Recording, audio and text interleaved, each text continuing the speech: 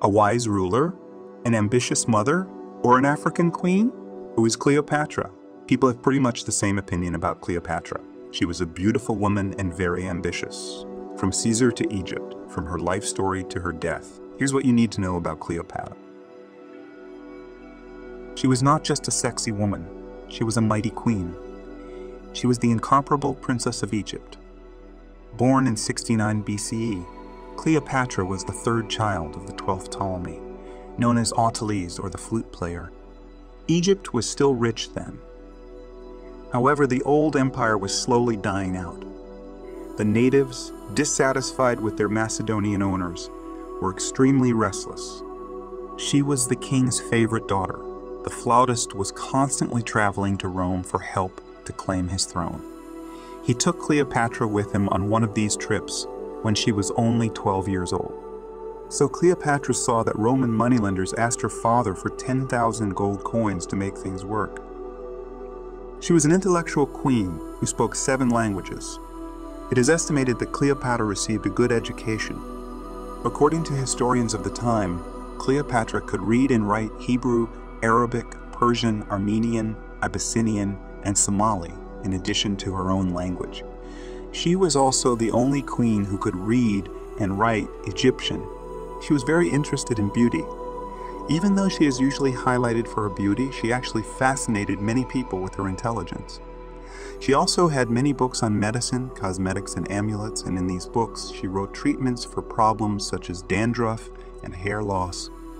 It is said that Cleopatra, who also attached great importance to fragrance, had a perfume production house in today's Dead Sea. Intrigues between the siblings had begun. Ptolemy was unable to control not only his subordinates but even his children. One day, while he was away, his eldest daughter, Tryphena, seized the throne. After she was killed, the throne passed to his second daughter, Berenice. Then Ptolemy came with Roman help and had her executed, Cleopatra. The eldest child had a lot to think about and find a solution. A difficult life had begun for Cleopatra. She knew that Egypt needed help from the Romans, but giving money for this help would impoverish the state. It was also clear that she had to look after herself and the family. Something was wrong and needed to be fixed. She was now on the throne of Egypt. In 51 BC, when Cleopatra was only 18 years old, her father died and the kingdom fell to Cleopatra and her 10-year-old brother Ptolemy 13. But things were going badly in the kingdom. The Nile did not flood that year, so agriculture was in a terrible state. The locals distrusted and even hated the Macedonian dynasty. They were very uncomfortable with this hybrid rule. Cleopatra believed she was a goddess. In Egypt, it was widely believed that the pharaohs were gods in human form, and Egyptian rulers were seen as holy men.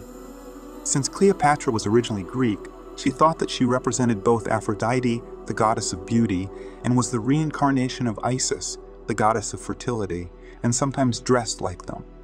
Caesar sensed he was about to meet Cleopatra. Because of the eunuch and his entourage who had gotten into his brother's head, he was removed from power and exiled to the Nile Valley in southern Egypt. Caesar intended to reconcile Cleopatra and her brother. However, Cleopatra did not want to reconcile with her brother and planned to impress Caesar first. But in practice, it was very difficult to reach him. At the suggestion of her Sicilian slave Apollodorus, she wrapped herself in a rug and carried it to Caesar. Caesar was impressed by Cleopatra's intelligence and courage. Caesar also reconciled Cleopatra with her brother and had the eunuch who had been disrupting their relationship killed. Cleopatra, besides being a very intelligent and cultured person, was also a very good queen.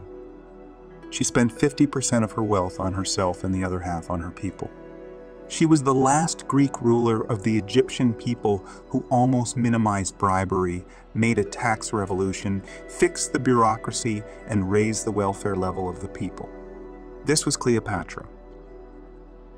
This woman who dared to reach Caesar when he was about to drown in the rug he had wrapped himself in, managed to get his throne back. In the meantime, she had slept with Caesar, who was now 50 years old and balding. The ambition of this woman, who made Caesar fall in love with her, made Caesar burn his own ships in the face of the Egyptian army, and the fire spread to the library in Alexandria, and part of this library, which was considered the memory of humanity.